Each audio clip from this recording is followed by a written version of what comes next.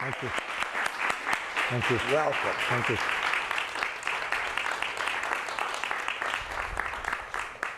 Thank you very much. It's really great to be here with you all. I want to say that I found my career here in the state of Florida. After I got out of the Air Force, I was going to college at the University of Florida in Gainesville, and I was just ready to graduate, just right there. And I got asked by the United Farm Workers Union, Cesar Chavez's union, to quit college and come to work for the union here in Florida, organizing fruit pickers. And so I did. And that's how I became an organizer. And from there, I went on to, as you said, work for the Florida Coalition for Peace and Justice for many years, and then on to work for the global network that I work for today, which is made up of about 150 affiliated groups all over the world who are saying, hey, we don't want these U.S.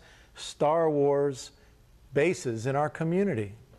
Because all over the planet, the United States has now put these, what are called downlink facilities, these bases that talk to the satellites, that are developing the capability to spread warfare across the planet using space technology. When the U.S. launched the shock and awe invasion of Iraq in 2003, in that initial attack, 70% of the weapons that were guided to their targets were directed by military space satellites, most of which are launched from Cape Canaveral, right here in Florida. So people around the world are saying, we don't want our community to be a part of this U.S. Star Wars program. And so our challenge then is to get our own citizens in this country to begin to stand up and say, we don't want to create a whole new arms race in space. Well, we are indeed lucky at last, aren't we, that George W. Bush, after 8 years, is gone. A sigh of relief we can all breathe. And while he was in office, you know, he doubled military spending, doubled it. He walked away from the ABM treaty, the anti-ballistic missile treaty with Russia that outlawed the testing and deployment of so-called missile defense systems. And Bush began a massive expansion of NATO that is now moving eastward to surround Russia and even China. NATO has become the military arm of the United States of America. In fact, this year is the 60th anniversary of NATO. And this coming April, just next month, there are going to be massive protests in Strasbourg, France, where NATO will be holding its 60th anniversary events. And peace groups from all over Europe will be joining together to protest this NATO expansion that is happening today. Under the guise of fighting terrorism, Bush got the United States into wars in Iraq and Afghanistan, our two oil wars, as we call them. In the case of Iraq, it's obvious. They have oil, right? And we've built 14 permanent bases there, or what the Pentagon likes to call enduring bases. I remember a few years ago, Hillary Clinton, at that time a senator from New York, was in Iraq. She was making a tour of Iraq and Afghanistan, and she was on the Sunday morning talk show. You've all heard it. It's called Phase the Nation. And this is what I heard Hillary Clinton say. She said, we're going to be in Iraq a long time. The American people need to relax. We've been in Korea for 50 years, she reminded us. And President Obama, our new president, in a speech just a few weeks ago, actually days ago, delivered to the Marines at Camp Lejeune, said the following, quote, we will retain a transitional force to carry out three distinct functions: training, equipping, and advising Iraq security forces, conducting targeted counterterrorism missions, and protecting our ongoing civilian and military efforts within Iraq. Initially, this force will likely be made up of 35,000 to 50,000 troops, unquote. Well, considering the presence now in Iraq of about 140,000 U.S. Civilian mercenaries, military contractors they're called, it appears that after 2010, August of 2010, President Obama intends to maintain a military force of nearly 200,000 Americans who will continue to conduct counterinsurgency combat operations. While the Obama plan will have, admittedly, fewer U.S. soldiers involved, it won't really change the reality for the Iraqi people. They will continue to die from the use of deadly U.S. ground and air weapons. Obama has also just very recently announced a 4% increase in military spending for the year 2010 in the amount of $663 billion, an all-time American record of military spending. In fact, more money than the entire world combined. When you add up all the military budgets of every country in the world, we are now, in 2010, going to be spending more than everyone else combined. In fact, Senator John McCain, I think you've heard of him before, was quite pleased with Obama's Iraq announcement. He said the following, quote, "The President's plan, as it was briefed yesterday, is one that can keep us on the right path in Iraq. I worry, however," he said, "about statements made by a number of our colleagues," he meant in the Senate, "indicating that we should aim at a troop presence much lower than 50,000. And McCain went on to say, "I believe that the administration should aim to keep the full complement of 50,000 as briefed by Secretary Gates and Admiral Mullen, and not succumb to pressures, political or otherwise, to make deeper or faster cuts in our force levels," unquote. Well, it's interesting to know that Mr. McCain, who many voters, probably including some of you here tonight, feared would win the election. Many people voted for Mr. Obama because they feared John McCain would win the election. But now, as it turns out, McCain is also happy. And he's happy also, I think, because his good friend, Robert Gates, remains as the Secretary of War. Now, Afghanistan, where the Pentagon has built 6 new permanent bases, doesn't present quite such an obvious case for the U.S. staying there and expanding that war, because they don't have oil, do they? Our new president, in fact, says that he's there to chase and find Osama bin Laden. So they have no oil, but if you study a map of Central Asia, what you find is they sit right in the heart of what Zbigniew Brzezinski calls Eurasia. And in his book called The Grand Chessboard, Zbigniew Brzezinski says the following, quote, "For America, the chief geopolitical prize is Eurasia. And America's global primacy is directly dependent on how long and how effectively its preponderance on the Eurasian continent is sustained," unquote. U.S. bases in Afghanistan, bordering Iran and Pakistan, very near Russia and China, give the United States strategic advantage in the region.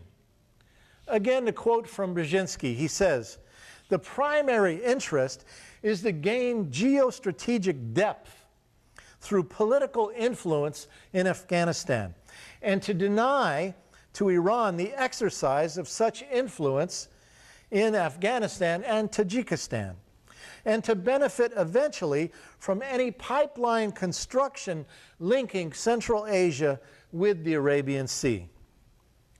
Now, it should be remembered that Zbigniew Brzezinski was Jimmy Carter's national security advisor. And he was also, come to find out, a chief foreign policy advisor to our new president, Barack Obama. Let me read to you a quote from another American by the name of Stephen Rosen. Stephen Rosen was the director of the neoconservative Olin Institute for Strategic Studies at Harvard University. He worked for the Defense Department, for the National Security Council, and was a professor at the Naval War College. He was also a founding member of the Project for a New American Century, PNAC, that we all know that many of the Bush administration people came from.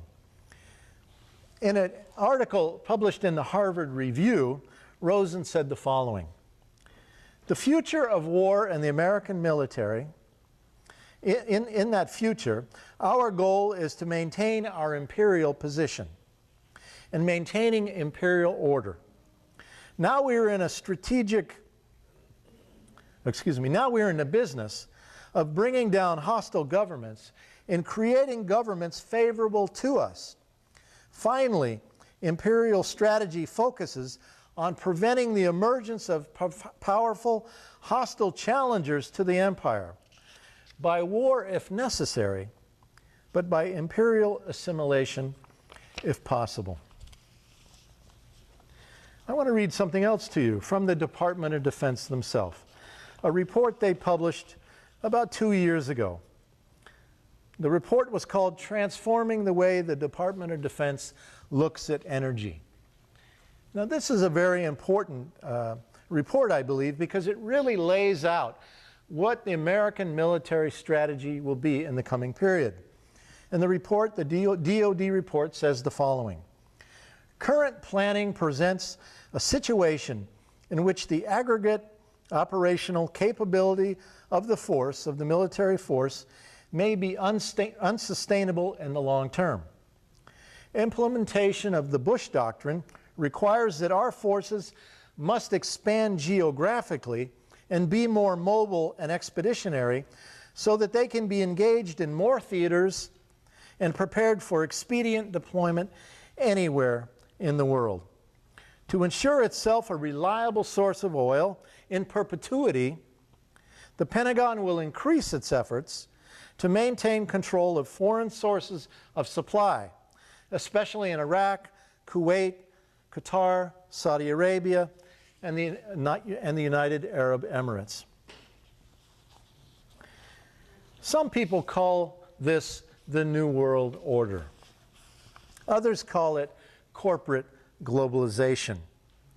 This New World Order is characterized by fierce international competition for declining stocks, declining supplies of oil, natural gas, coal, uranium, and other precious resources. MIT professor Noam Chomsky says that our foreign policy today is now all about controlling most of the world's oil supply as a lever of world domination. One way to keep Europe and China and India and other emerging markets dependent on us and in sync with our policies is to maintain control of the oil spigot that they're reliant on. In other words, the U.S. wants to hold the key to the world's economic engine. China today imports 80% of its oil through the Taiwan Straits. Thus, it's no coincidence that at this very moment, the United States military is in a process of doubling our naval presence in the Asian Pacific region, giving it the ability to choke off China's importation of oil through the Taiwan Straits. In the town I live in, Bath, Maine, we have a shipyard there called Bath Iron Works, where they only build one thing, the Aegis destroyer, that is being outfitted with so-called missile defense systems and is now being deployed in Japan, South Korea, Australia, possibly even Taiwan, just 90 miles off the coast of mainland China. And the job of the Aegis destroyer is to take out any one of China's 20 nuclear missiles that they have that are capable of hitting the United States, the west coast of the United States. They have 20 of those capable of hitting our nation. And so in a first strike attack of China, they would, of course, fire off whatever was left in a retaliatory mission of their 20 nuclear missiles capable of hitting the west coast of the United States. And the job of the Aegis destroyer then is to fire a missile and hit these Chinese rockets soon after they're launched in what's called their boost phase, where they're easily visible, very slow as they're getting off the ground, and easy to go after. In fact, of all the missile defense systems, the one that is having the greatest success in their testing program are the ones on board the Aegis destroyers. Now, some people might say, Bruce, you're getting a little paranoid. The United States would never launch a first strike attack on another sovereign nation. It's illegal under international law. Well, after Iraq, we all know that that is official policy of the United States government. And in fact, at the United States Space Command, they've been annually wargaming a first strike attack on China for the last several years. Set in the year 2016, the United States launches a first strike on China using what's called the military space plane, the successor to the shuttle that is now being developed, takes off like an airplane, flies to the other side of the world in 1 hour, and drops a devastating attack on China before returning home to base. This is the reality today of what's going on. And so as a result, China is saying, you know, we've got to be a little more creative about how we bring oil and natural gas into our country, because the U.S. is doing what it's doing in the Taiwan Straits, trying to develop the ability to choke off our importation of oil. So let's build some pipelines across, coming from the Caspian Sea, across the landmass of China, bringing them along the land.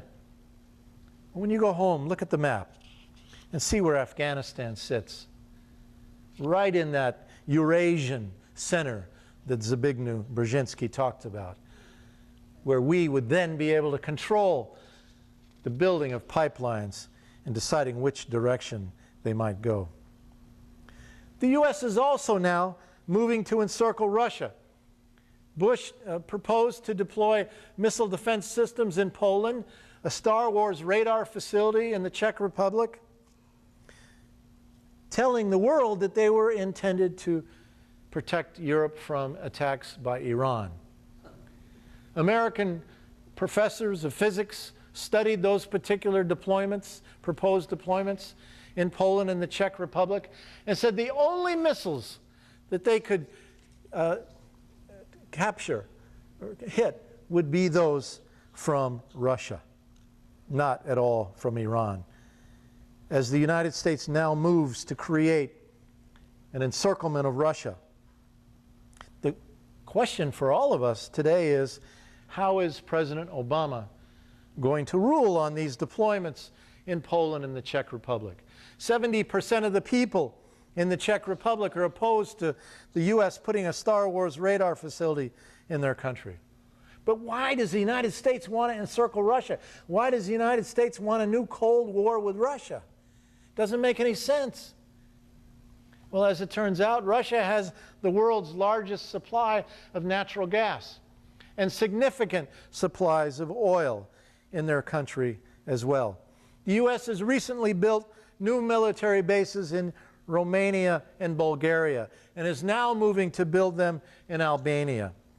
NATO is now expanding into Latvia, Lithuania, and Estonia, right on Russia's border.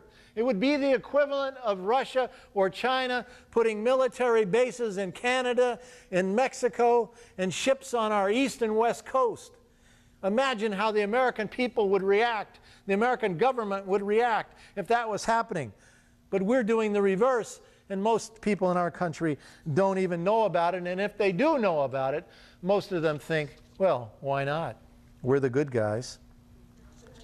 The recent Russia-Georgia war, you might remember that. The media finally acknowledged that Georgia actually started that war by attacking Russian peacekeepers, initiating that war that, by the way, was largely supplied and directed by the United States of America. And the very first American dignitary, politician, to go to Georgia after that little dust-up happened was none other than, at that time, Senator Joseph Biden, who went to declare our undying loyalty to Georgia and threatening Russia once again. This was even before he became vice president. Noam Chomsky writes about this Georgian war. He says, quote, "The group of 8 industrial countries issued a statement condemning the action of our fellow G8 member, Russia, which has yet to comprehend," the statement said, "the Anglo-American commitment to non-intervention. The European Union held a rare emergency meeting to condemn Russia's crime, its first meeting since the U.S. invasion of Iraq, which elicited no condemnation," unquote. The Rand Corporation, you might remember the Rand Corporation. That's the place where Daniel Ellsberg was working when he made copies of the Pentagon Papers, that secret document talking about how the United States fabricated the pretext to get into the Vietnam War. And his conscience was bothering him. And he released it to the New York Times. It was a book that I read while I was in the military that helped liberate me, if you will, from a life of militarism. Well, the Rand Corporation recently has done a study suggesting that Russia be broken up into 3 separate countries so that the U.S. oil corporations and the British oil corporations might have easier access to control them. Imagine how Russia feels today as they look out and see themselves being militarily surrounded by the U.S. and NATO, and hearing that the Rand Corporation has a study to break them up into 3 separate countries, like was done essentially to Yugoslavia, and like Senator Joe Biden suggested we do to Iraq. Break them up into 3 separate countries. We should remember that as the former Soviet Union collapsed, Mikhail Gorbachev made a concession that was astonishing at that time. He agreed to allow a united Germany, East and West Germany together, to join NATO, which for the Russian people was, you know, a big step. He agreed on the basis of assurances that NATO would not extend toward the East, not 1 inch, quote unquote, not 1 inch, said former Secretary of State Jim Baker to Mikhail Gorbachev. Bill Clinton, once in office, quickly reneged on that promise, and George W. Bush further expanded NATO eastward. And all signs are now showing that Obama will continue this policy. One has to look at his choice of General James Jones as National Security Advisor. General Jones was the former head of NATO. I'll talk more about him later on.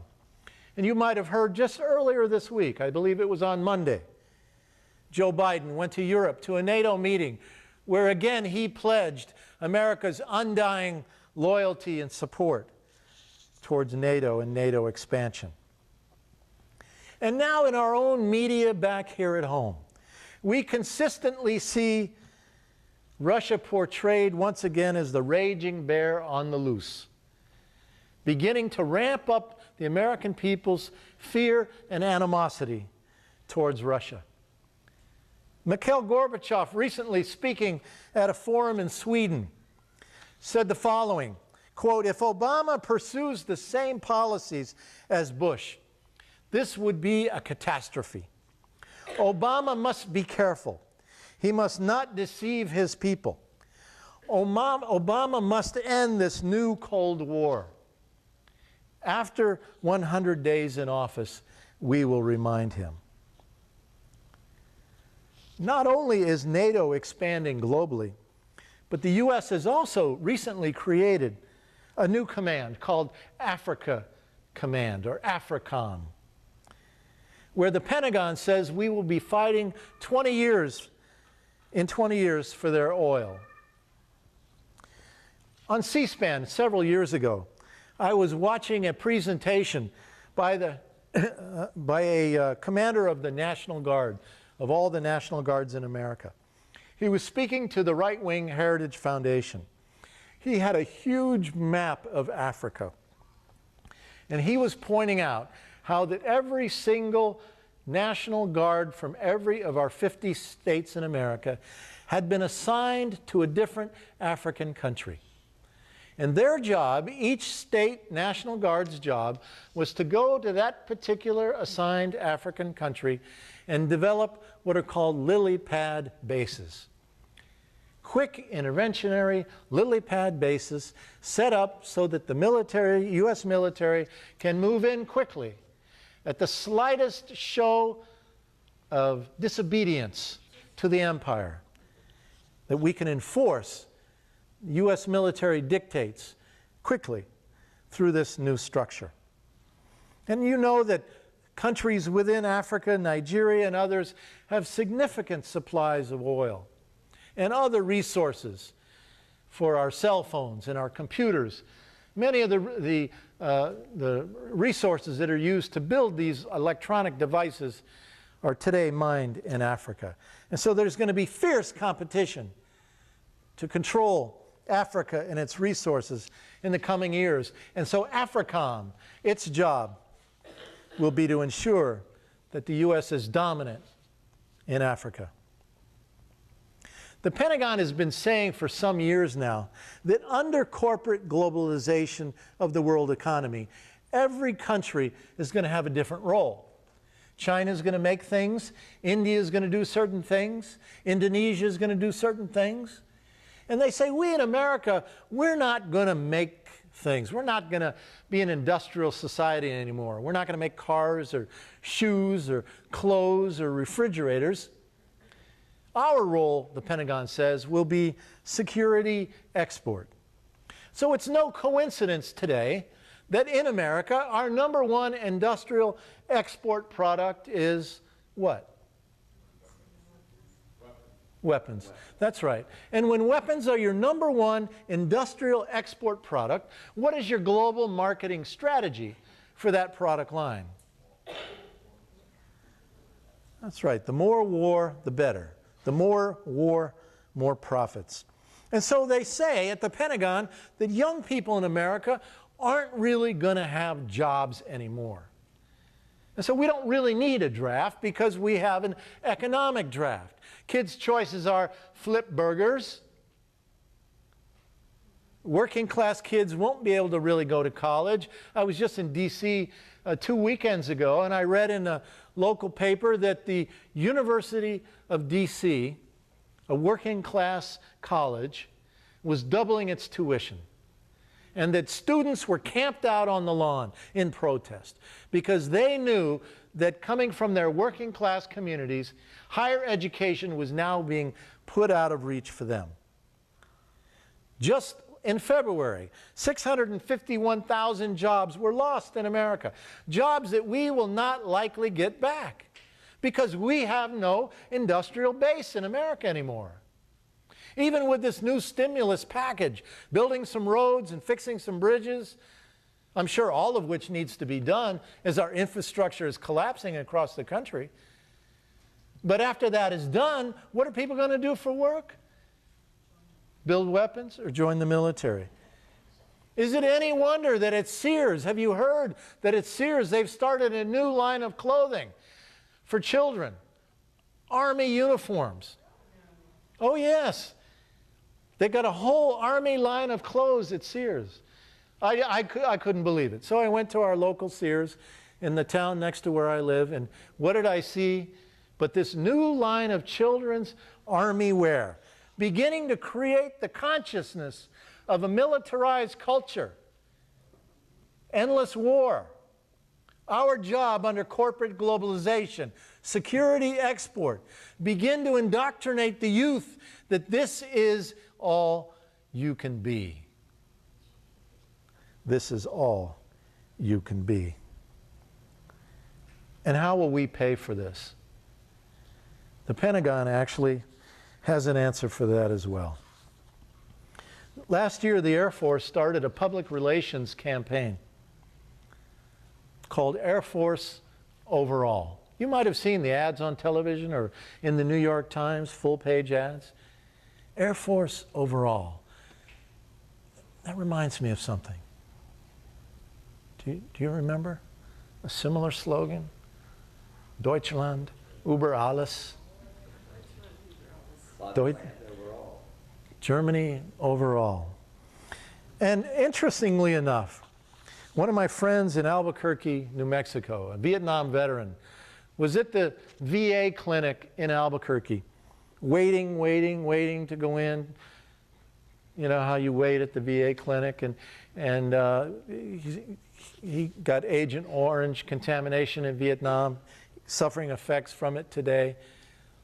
And he's waiting, and he's thumbing through the base newspaper that's sitting there. And the base newspaper, Kirtland Air Force Base in Albuquerque, it's called the Nucleus. And there's a story called Installation Commander Addresses Kirtland National Strategy Issues. And come to find out, the base commander, Robert Summonsby, had just met with 300 Albuquerque civic leaders for a luncheon. And in that luncheon, the colonel said the following: if left unchecked, the growth of spending on Social Security and Medicare will eventually crush the defense budget. Unquote. And of course, he went on to make an appeal that there has to be reform of the entitlement programs. Now, Colonel Summonsby was not just out on his own making such brash statements in the community. This was part of this larger Department of Defense public relations campaign to begin putting in the minds of the American people that we have to create a culture of responsibility here, folks. You know, we now have a budget crisis. Everybody's got to do their share. There has to be cuts across the board.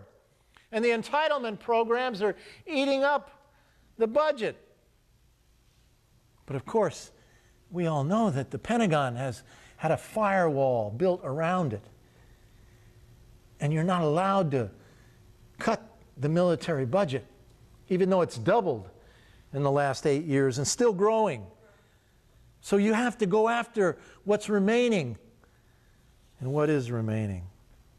And so is it interesting that just days ago, I heard those words again. Fiscal Responsibility Summit.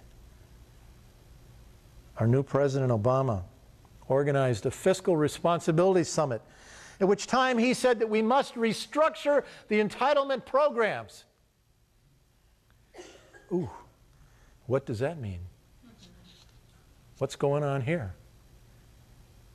Who are we talking about?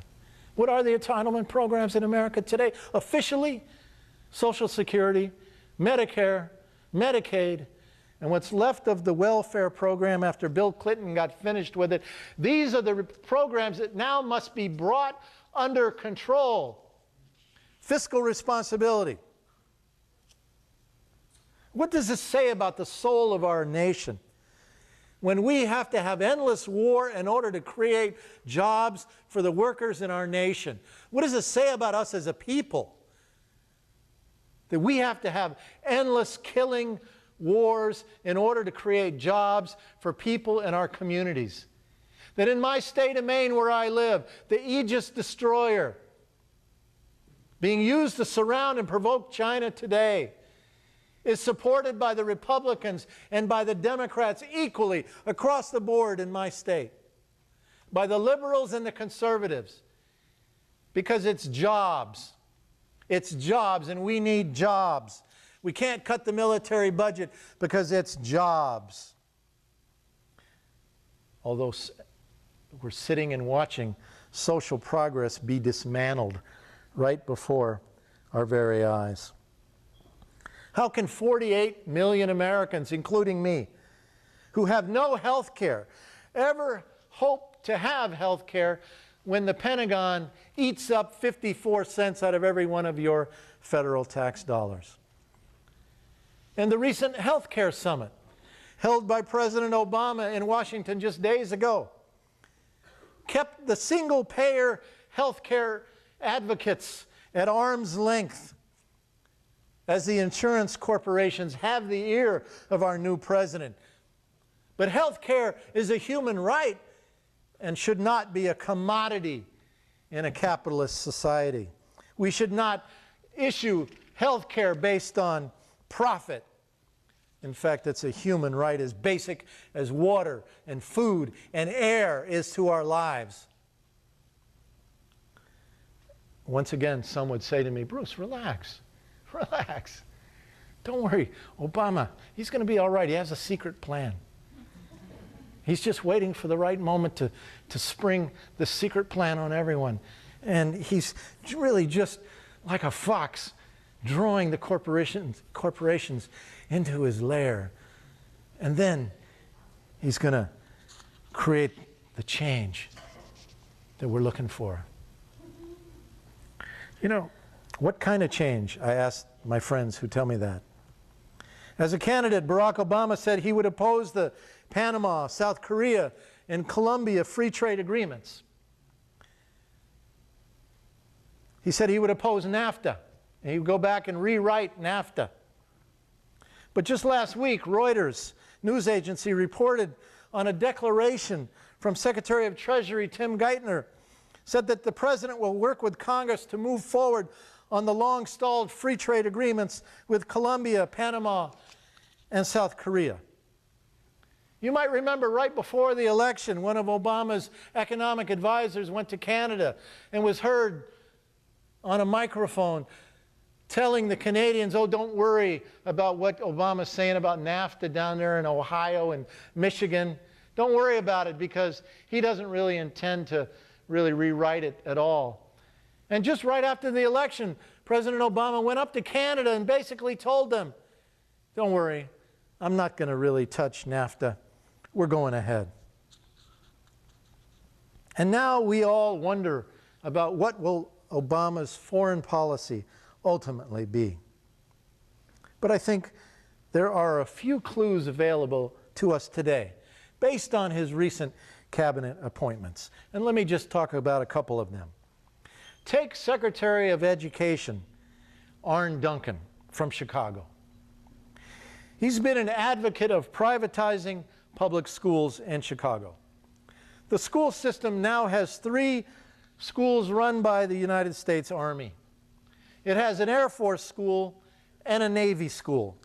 All of these are in poor minority communities, where again the message to the working class kids is, you have no other option.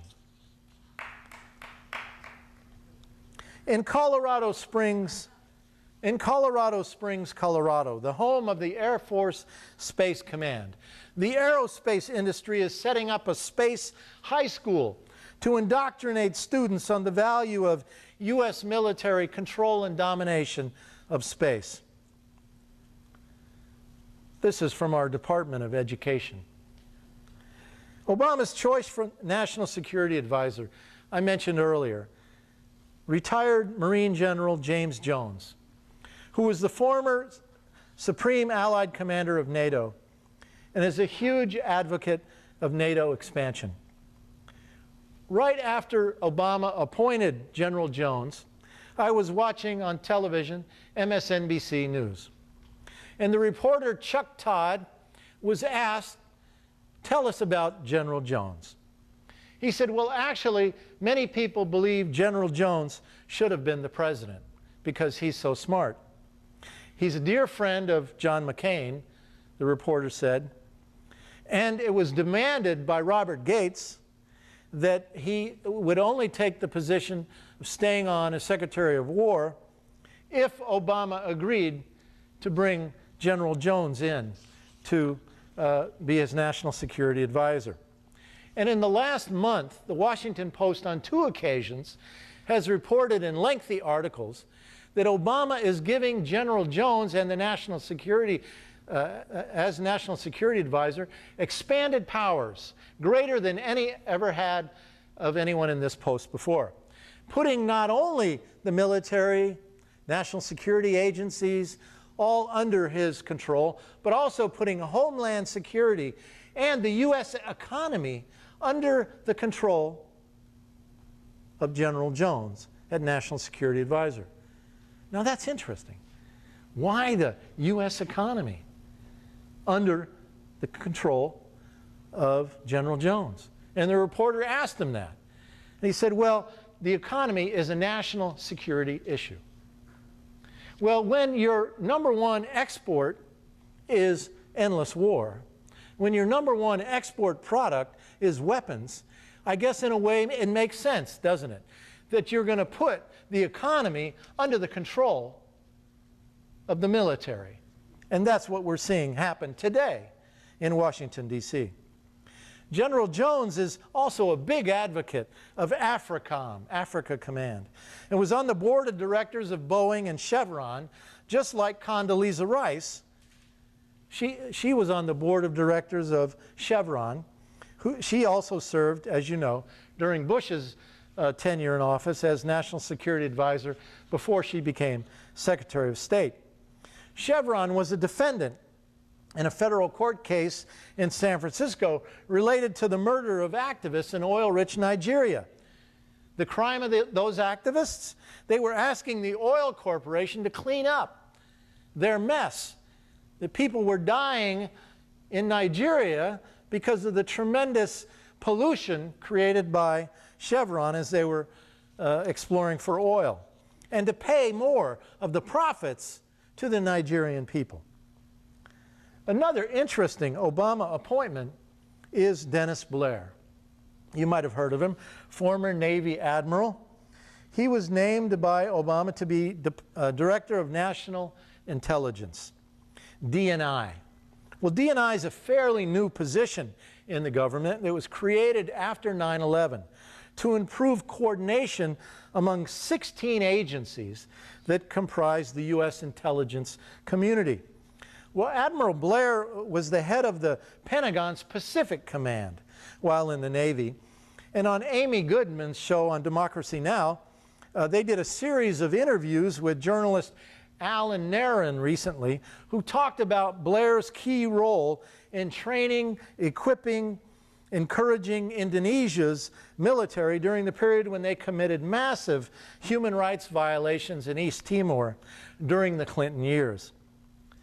Bradley Simpson, an assistant professor of history and international affairs at Princeton University, has written extensively about Blair, and this is what he said, quote, Blair's apologetics for murder and torture by Indonesian armed forces in East Timor and his opposition to trials, international or otherwise, for the high-level perpetrators of mass violence offers a sobering indication of the positions he is likely to take as Director of National Intelligence.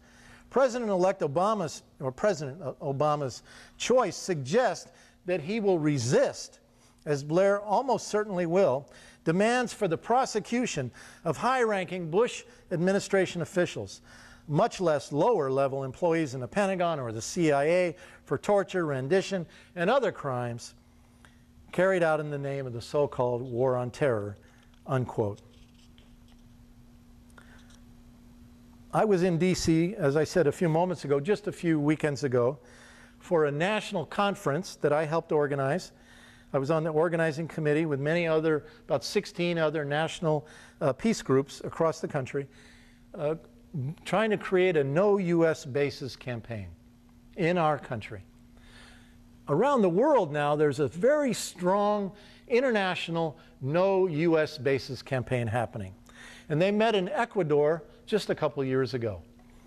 And one of the things that they talked about while in Ecuador is that the U.S. now has more than 800 military bases all over the world, costing you well over $140 billion a year just to maintain them. And what the people in Ecuador wanted to know, people like us, peace activists from all over the planet, what are the American people in the peace movement doing about closing down their bases? Frankly, it's not something we talk about very much in this country. And so we created this conference in D.C. a couple weekends ago to begin to create a U.S. no bases campaign. And the keynote speaker at our conference was a guy by the name of Zia Mian, who's originally from Pakistan. He's now at Princeton University. And this is what he said in his speech, some of which. He said that right now, Obama's crisis is really a crisis of empire. He quoted Obama from his recent speech before the joint session of Congress as saying, quote, "We will not apologize for our way of life, nor will we waver in our defense of it. We will revitalize our military. We will retain the capacity to defeat any challenge. I will not hesitate," Obama said, "to use military force unilaterally." Obama promised a return to the American dream. But Zia Mian reminded us that you can't have the American dream without the American empire. He said that 50% of the American people today believe that reducing U.S. presence around the world would increase our security here at home.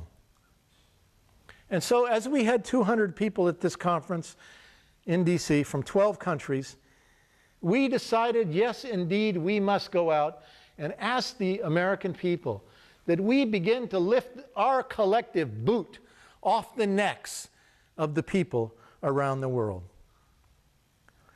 Well, let me conclude with a quote from another time in American history, when we had an economic system that dominated our country, our culture, and our politics. Just as militarism today dominates us and our politics and our economic system. Let me read this quote to you and see if you know who it was that said it.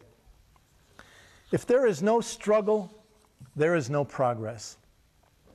Those who profess to favor freedom and yet depreciate agitation want crops without plowing up the ground.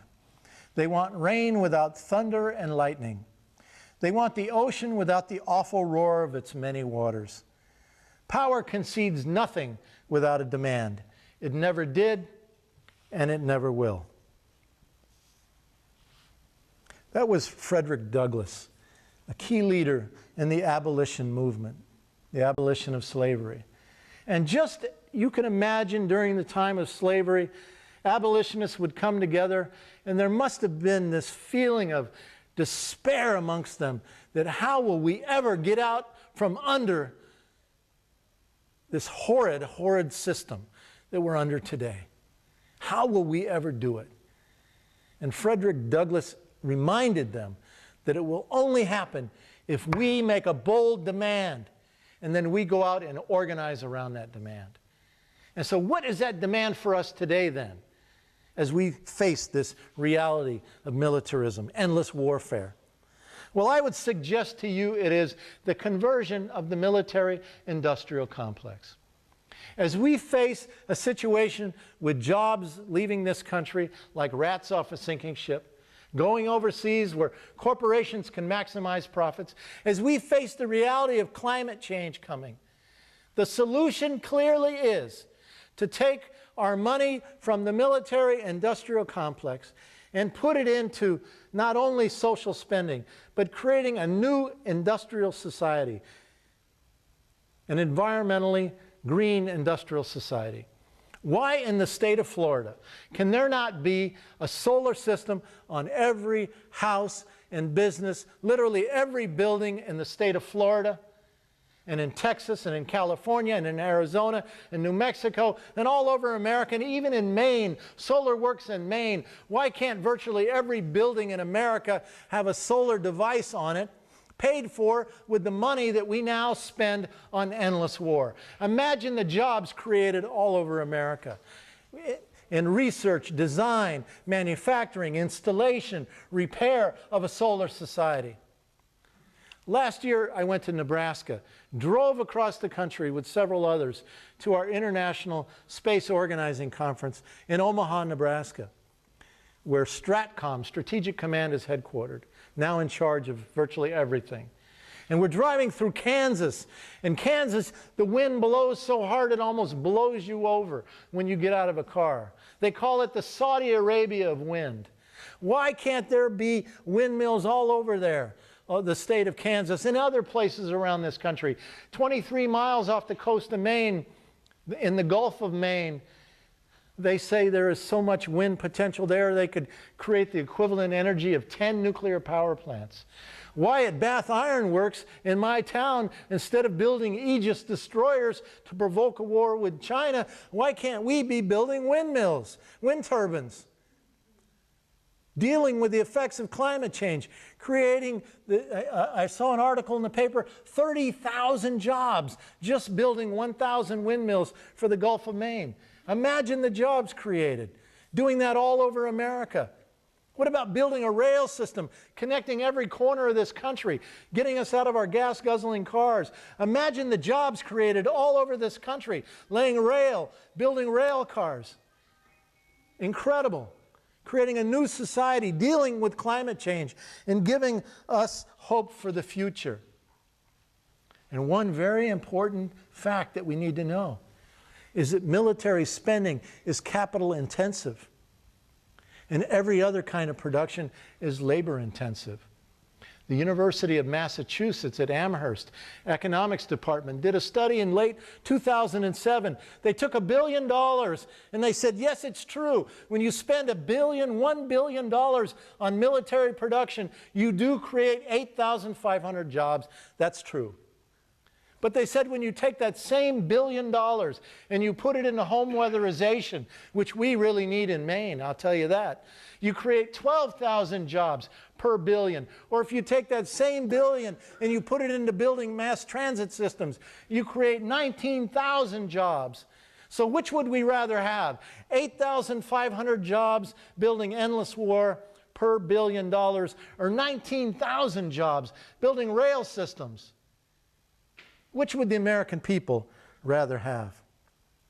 These are the kind of demands that we should be making together, friends. Thank you very much.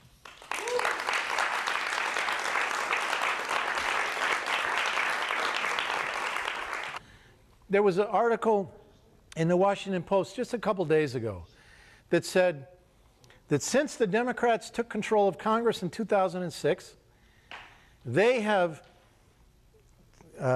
spent more money on the military than the Republicans did. They have been getting more donations from the weapons corporations, from the military-industrial complex, than the Republicans got in the last 2 elections. That in fact, once the Democrats take power, we see that they do the same thing the Republicans did.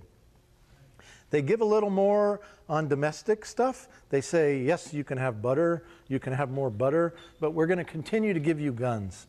Well, our cry has to be, yes, we want the butter, thank you very much, but we don't want the guns. The Democrats are wedded to the military-industrial complex, and as soon as we figure that out, then we're going to really have change in America.